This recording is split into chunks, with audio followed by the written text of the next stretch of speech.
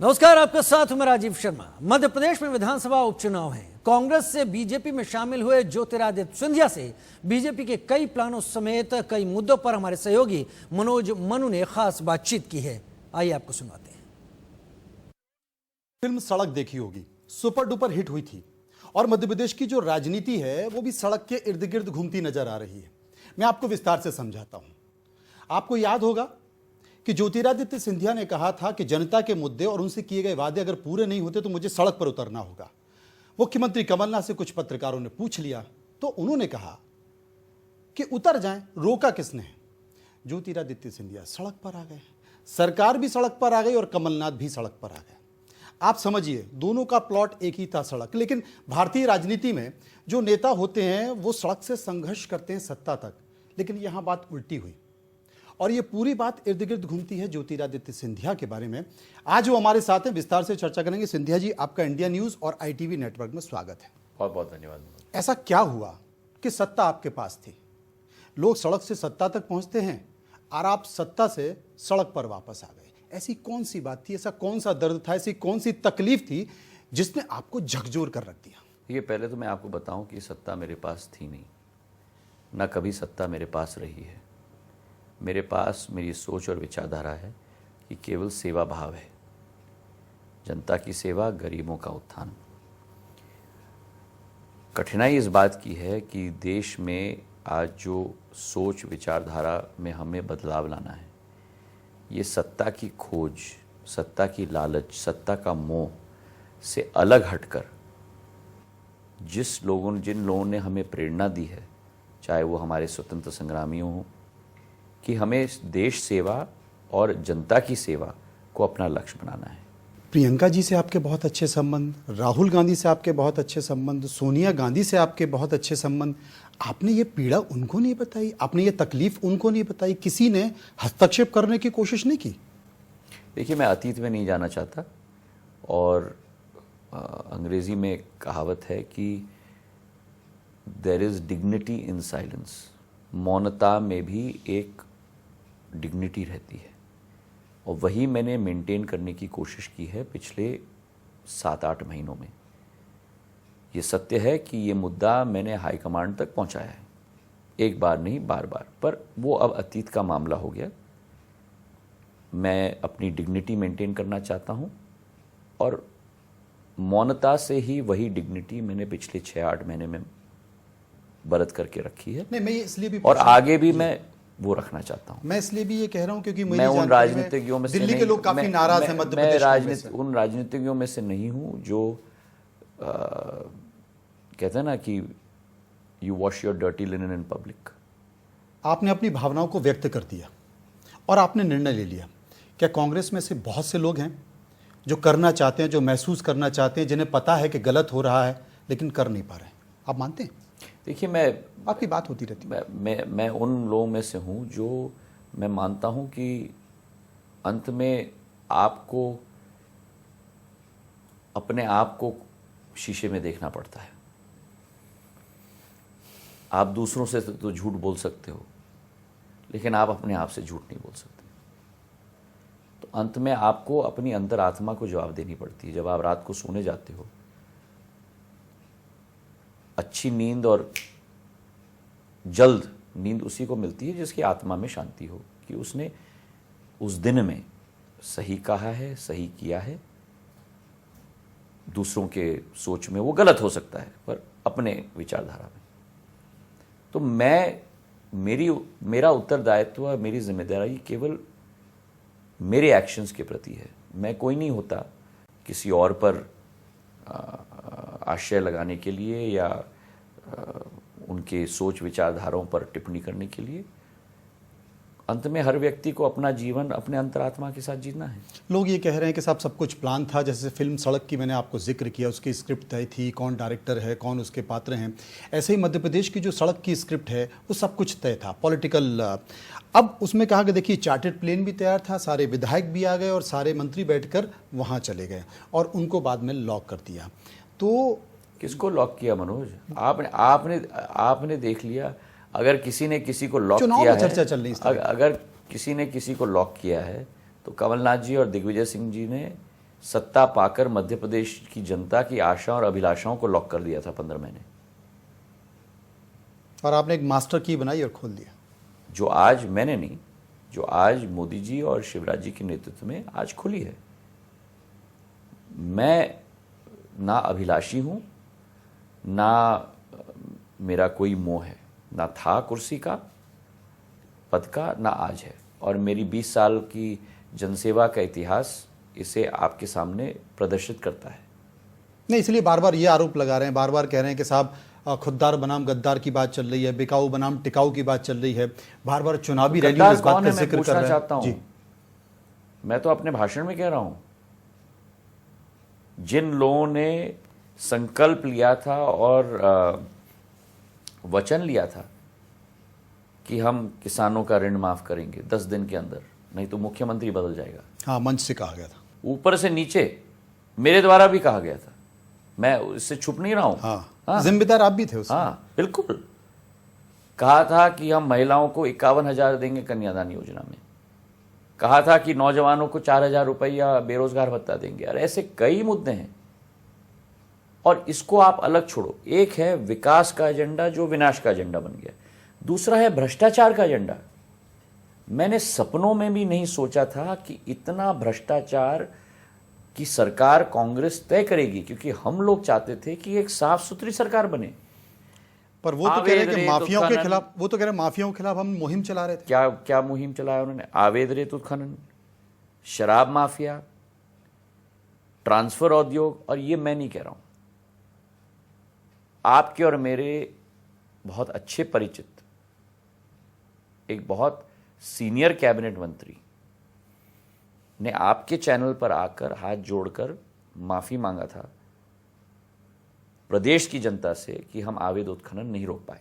हाँ, जो आपके गुट के नहीं थे वो दूसरी तरफ थे, तब भी कहा उन्होंने, कैबिनेट मंत्री। हाँ, और दूसरे कैबिनेट मंत्री ने, मैं नाम नहीं ले रहा हूं क्योंकि वो सब चैनल्स पे आया है जी, कहा था कि मध्य प्रदेश में ट्रांसफर उद्योग एक महाशय चला रहे हैं, मध्य प्रदेश का बंटाधार एक महाशय कर रहे हैं। लिखित चिट्ठी में उनका नाम बंटाधार है क्या? मैं नहीं कह रहा हूं, मैं वो जो कह रहे थे वो मैं कह रहा हूं, पॉइंट बाय पॉइंट लिखित चिट्ठी में कांग्रेस अध्यक्षा को चिट्ठी दी। और वो दोनों मंत्री मेरे, जो आप कह रहे हैं ना, गुट के तो नहीं थे। तो आप ही नहीं कह सकते कि सिंधिया जी के मंत्री ने कह दिया या फलाने के मंत्री ने कह दिया। जो पार्टी सत्ता में है उसके कैबिनेट के अलग अलग 2 मंत्री अलग अलग विषयों पर, डॉक्टर गोविंद सिंह और उमंग सिंगार, जो भी हो, अलग अलग विषयों पर सरकार के ऊपर प्रहार कर रहे हैं कि गलत हो रहा है। और क्या हो रहा था वल्लभ भवन में तो मुझे कहने की जरूरत नहीं है, आप सबको मालूम है। कई अफसरों का तो ट्रांसफर 7 बार 4 दिन में हो गया, बोरी बिस्तर बांध के एक जगह से दूसरी जगह से तीसरी जगह से चौथी जगह से। अभी भी हो रहे हैं, और वो लोग लगा रहे हैं।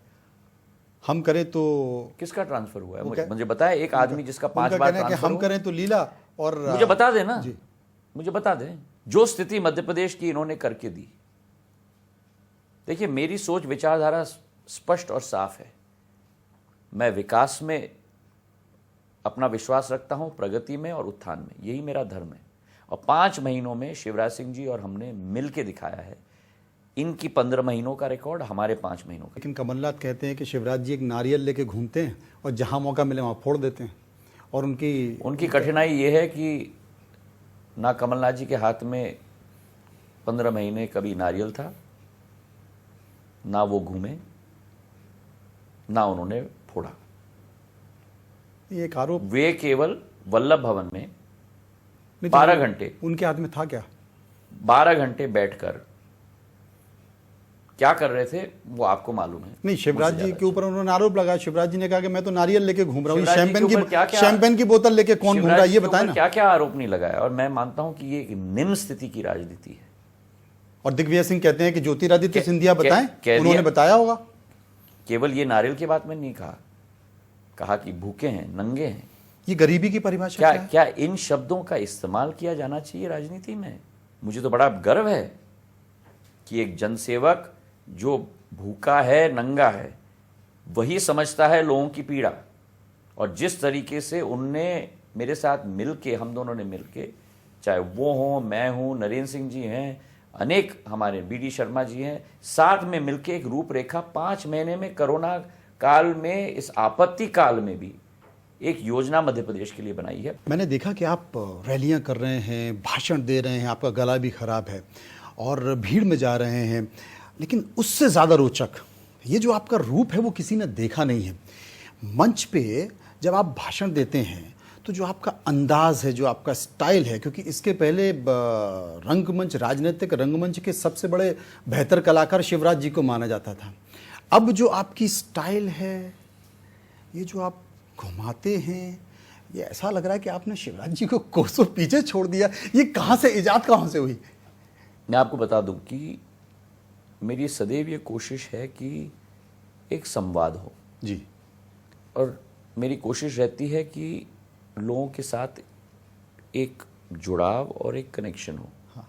और जो मेरे दिल में बात होती है मैं बोलता हूँ। मैं उन नेताओं में से नहीं हूँ जो बड़ी चतुरता से सोचते हैं, षड्यंत्र कर पाते हैं, सोच सोच के लाइनें रखते हैं। मैं जो हूँ सो हूँ। मेरे पूज्य पिताजी भी जो थे सो थे, मेरी दादी भी जो थी सो थी। और क्रिकेट में कहा जाता है कि अच्छा बल्लेबाज वो होता है जो स्ट्रेट बैट से बैट करता है, और मेरी ज़िंदगी में सदैव कोशिश रही है स्ट्रेट बैट से बैट करने के लिए। नहीं, लेकिन मंच लूट लेते हैं ना आप, बाकी के पास कुछ बचता ही नहीं है। नहीं, ये मैं नहीं कहता कि हाँ, मुझे तो कई लोगों से आज भी बहुत सीखना है। पता नहीं, मुझे तो ऐसा लगता है कि अगर आप बॉलीवुड में चले जाते हैं तो मुझे लगता है ज़्यादा सफल हो जाते हो, ये राजनीति के झंझट से बच जाते हैं। ये आरोप प्रत्यारोप, एक दूसरे को नीचा दिखाना, बिलो द बेल्ट मारना। पर ठीक है मनोज, जिंदगी में देखो, आप कहीं भी किसी भी व्यवसाय में, किसी भी करियर में, आप जहाँ भी जाओ, आपके करियर में भी, आप लोगों की इंडस्ट्री में भी, ऐसा नहीं है कि किसी कोई और आपको न नीचे दिखाता हो, आपका टांग न खींचता हो। ये एक ज़िंदगी का भाग है। पर मुद्दा है कि आप उसका उत्तर कैसे दोगे, आपका व्यवहार क्या होगा। एक तरीका ये है कि आप भी उस लेवल पे चले जाओ, आप भी गाली बको, आप भी लोगों को नीचे दिखाओ, आप भी लोगों की टांग खींचो। और दूसरा है कि आप एक हायर ग्राउंड लो, असूलों के आधार पर, सिद्धांतों के आधार पर। और मेरे पूज्य पिताजी ने मुझे सदैव सिखाया था कि एक हायर ग्राउंड हम लोगों को लेना चाहिए। और मुझे याद आ गया एक वाक्य अभी, जो बाराक ओबामा जी की पत्नी ने अमेरिका के राष्ट्रपति चुनाव में कहा था, Michelle Obama, when they go low we go high. जब लोग नीचता पे, निम्न मुद्दों पर आए, आप ऊपर का ग्राउंड लो। और वही मेरी सदैव सोच विचारधारा जिंदगी में ली है। सिंधिया परिवार की बहुत सारी प्रॉपर्टी है, मैंने देखा है कि कहीं अस्पताल है, कहीं स्कूल है, कहीं तमाम सारी चीज़ें हैं। बावजूद इसकी आपकी संपत्ति को, क्योंकि कांग्रेस जब 15 महीने रही तब तो किसी कांग्रेसी ने प्रेस कॉन्फ्रेंस नहीं की, मुद्दा नहीं बनाया। अब प्रेस कॉन्फ्रेंस की जा रही है आपकी संपत्ति के ऊपर आरोप लगाए जाने। क्या मुझे तो बड़ी हंसी आती है। और जांच भी नहीं की उस वक्त का होना चाहिए। मुझे तो बड़ी हंसी आती है कि एक तो देखो आप लोगों की नीति कैसे बदलती है और नीयत कैसी बदलती है। नीति से ज़्यादा नीयत कैसी बदलती है। मेरे पूज्य पिताजी 25 साल कांग्रेस में रहे, सेवा की। मैं 20 साल कांग्रेस में रहा हूँ।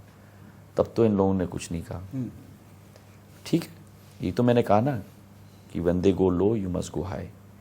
और दूसरी बात इतना ही मैं कहना चाहता हूँ कि मेरी जो भी छोटी मोटी संपत्ति है, वो छोटी मोटी मेरी स्वयं की संपत्ति नहीं है, वो एक 300 साल पुरानी, 200 साल पुरानी संपत्ति है। ये नहीं तो कल आ जाके आपने आज एक्वायर किया है या परसों एक्वायर किया। जैसे कई लोगों ने बड़े बड़े चीज़ें एक्वायर की हैं। मैं कुछ कहना नहीं चाहता। नहीं, बोलिए। थोड़ा सा बोल दिए। मैं वहाँ से जब इतना बोल, थोड़ा सा क्योंकि मैंने कहा ना कि when they go low you must go high। जी। पर मैं उनसे पूछना चाहता हूँ कि जो नए नए महाराजा हैं, जो बने हैं नए नए महाराजा, राजनीति में खास करके, राजनीति होती है महाराजा या राजा? महाराजा। अच्छा। ठीक है, क्योंकि राजनीति होती है जनसेवा का पथ। पर जो लोग राजनीति में आकर जनसेवा का पथ अपनाने के बदले में महाराजा बन गए, वो अपना ब्यौरा दें आपके दर्शकों को, हिसाब किताब दें अपनी संपत्ति का कि कैसे ये संपत्ति इन्होंने बनाई। तो अब तो आपकी सरकार है, जांच करा दीजिए। मैं उन आपकी भी लोगों- तो जांच हो रही है। मैं उन लोगों में से नहीं हूं। आपको सीमित जीवन दिया है पर्वतिकार ने, उसका सदुपयोग करो, लोगों की सेवा करो। नेगेटिविटी के लिए मेरी जिंदगी में कोई जगह नहीं है। एक रथ तैयार हुआ, उस पर आपका फोटो ही नहीं है, आपका नाम ही नहीं है। जितने भी जो सबसे ज्यादा उम्मीदवार तो आपके नाम से चुनाव लड़ रहे हैं। आपके उम्मीदवार कहते हैं, मंत्री कहती है कि हमारी देखिए- बल्दियत ज्योतिरादित्य देखिए, सिंधिया। मैं आपको कहूं, जिस भी संगठन में आप रहोगे, उस संगठन के नियम, कायदे, कानून होते हैं, एक प्रोटोकॉल होता है। उस प्रोटोकॉल के तहत चीज़ें की जाती हैं। और रथ में फ़ोटो ना हो या पोस्टर में फ़ोटो ना हो, आपको उसमें आपकी रुचि है क्या, या आपकी रुचि है सेवा में, लोगों के दिल में स्थान पाने के लिए? अगर आपकी रुचि है केवल फ़ोटो में, लाल बत्ती में, रथ में, तो फिर आपकी कथनी और करनी में तो ज़मीन आसमान का फ़र्क हो गया। क्योंकि आप तो कहते हो कि आप जनसेवा के लिए आए हो। मुझे इन चीज़ों से कोई फ़र्क नहीं पड़ता। चलिए, ये हुए बीजेपी संगठन की बात, लेकिन कांग्रेस में भी हमने देखा युवराज गायब हैं, महाराज गायब हैं, तो महाराज ने बता दिया कि क्यों नहीं है। लेकिन युवराज गायब हैं, वो राहुल गांधी जिन्होंने कहा था कि हम कर्जा माफ करेंगे, उनको हर ब्रोशर से आउट कर दिया, फोटो नहीं है कहीं। पर ये देखिए, इसमें भी मैं आपको कहूँगा कि मेरी आदत नहीं है राजनेताओं की तरह की मसालेदार प्रश्न मनोज ने दे दिया तो उस पर सिक्सर मारो। मैं कांग्रेस पार्टी का कार्यकर्ता नहीं हूँ। ये प्रश्न कांग्रेस पार्टी के नेता जवाब दें आपको, मैं क्यों दूँ? मध्य प्रदेश का चुनाव चल रहा है। मध्य प्रदेश के चुनाव में हर कोई इस बात का जिक्र कर रहा है, वो इस चुनाव के परिणामों पर ज्योतिरादित्य सिंधिया का भविष्य तय कर रहा है। ज़्यादा सीटें आ जाएंगी तो ज्योतिरादित्य सिंधिया और ऊपर होंगे, नहीं होंगी तो चर्चा इस बात को लेकर देखिए, मुझे पूरा विश्वास है जी कि जो हमने मिलकर, नरेंद्र सिंह जी, BD शर्मा जी, शिवराज जी, हमने सारे हमारे नेतागण ने मिलकर एक एजेंडा बनाया है 5 महीने का, मिल के एक कामकाज का बैलेंस शीट जनता के समक्ष रखा है, स्थानीय एवं राज्य स्तर की भी, दोनों की। मुझे विश्वास है कि जनता का विश्वास भारतीय जनता पार्टी के साथ रहेगा और सारे सीटों पर भाजपा का परचम लहराएगा। और मुझे पूरा विश्वास है कि इन हर सीट पर बहुत अच्छा प्रदर्शन भारतीय जनता पार्टी का रहेगा। पर मैं कांग्रेस की तरह मैं ज्योतिष नहीं हूँ जो मैं आपको नंबर दे पाऊँ। कांग्रेस पार्टी पहले एक, क्यों? कांग्रेस तो करिए हम 28 सीटें जीते वही तो हैं मैं और कह रहा हूं। 28 सीटें जीते हम सत्ता में वापस आ जाएंगे। वही तो मैं कह रहा हूँ कि कांग्रेस पार्टी पहले एक संग्राम की पार्टी थी, फिर एक राजनीतिक दल बन गई, अब एक ज्योतिषी दल बन गई है। वो तो ज्योतिषी करती है कि 28 सीट मिलेंगी या 27 सीट मिलेंगी या 26 सीट मिलेंगी। मैं ज्योतिष नहीं हूँ, मैं जनता में विश्वास करता हूँ। जो जनता का निर्णय होगा वो सिर माथे होगा, नमन करके, नतमस्तक होके जनता की सेवा हम लोग चाहे करेंगे। कितनी भी सीटें मिलें, चाहे जितनी भी सीटें मिलें। उसमें कोई अफसोस नहीं होगा कि कुछ हारें जीतें, या अफसोस तो जरूर होगा, लेकिन अफसोस के साथ हम लोगों का स्वीकार संकल्प- किया जाएगा। हम लोगों का स्वीकार किया जाएगा और हम लोगों का संकल्प भी बढ़ेगा जनता की सेवा करने के लिए। एक महाराष्ट्र में अजीब सा मुद्दा चल रहा है, शराब की दुकानें खुल गई, मेट्रो खुल गया, सिनेमा खुल गया, लेकिन धार्मिक स्थल नहीं खुल पा रहे। मैं मानता हूँ एक अजीब बात है, और धार्मिक स्थल पर आस्था हर इंसान का होता है इस देश में, और वो भी खुलने चाहिए, लेकिन प्रोटोकॉल के साथ। जैसे शुरुआत में हमने वो गोले बनाए थे, उन गोलों के साथ, सैनिटाइज़र के साथ जरूर खोलने चाहिए, इसमें कोई दो राय नहीं। एक अंतिम सवाल मैं आपसे पूछना चाहता हूं, क्योंकि बिहार में चुनाव हो रहे हैं और भारतीय राजनीति में अब युवाओं का उदय हो रहा है, उनकी अपनी सोच हो रही है, और उनकी सोच के साथ साथ वो अपने तरीके से भारतीय राजनीति को देख रहे हैं। आपने देखा होगा कि रामविलास पासवान इतने समय तक केंद्र में भी साथ थे और राज्य में भी साथ हैं। चिराग पासवान, वो राज्य में तो मुख्यमंत्री के खिलाफ हैं, लेकिन केंद्र में बीजेपी के साथ हैं। तो इसे किस रूप में देखें? क्या ये राजनीतिक खेल के तौर पर देखें या एक नए प्रयोग तौर पर? सर्वप्रथम मैं आपके चैनल के द्वारा रामविलास पासवान जी को मैं अपने श्रद्धांजलि अर्पित करना चाहता हूँ। एक सच्चे जनसेवक थे, बहुत पुराना रिश्ता मेरे पूज्य पिताजी के साथ भी था, मेरा भी था। मैं उनका बहुत सम्मान करता था। हमारे लिए देश के लिए एक क्षति हुई है, पर मैं कहूँगा कि मेरे लिए व्यक्तिगत एक क्षति हुई है। जो राजनीति आज बिहार में हो रही है वो स्वतः अलग अलग पार्टियों की अलग अलग सोच, अलग अलग विचारधारा होती है। हमारी सोच है भारतीय जनता पार्टी की, नीतीश कुमार जी के साथ बिहार में हमारी सरकार बनेगी। इसमें कोई दो सोच और विचारधारा हमारी नहीं है, और पूर्ण रूप से बिहार की जनता का विश्वास हम लोग जीतेंगे, इसमें कोई दो राय नहीं। कोई दो राय नहीं। चलिए, आपका बहुत बहुत शुक्रिया। बहुत हम परिणाम के बाद एक बार फिर से मुलाकात करेंगे और देखेंगे कि आपने कितनी सच्ची बातें कही, या दूसरे लोग जो दूसरे मंच से आरोप लगा रहे हैं उन्होंने कितनी सच्ची बात कही। बहुत बहुत शुक्रिया। बहुत बहुत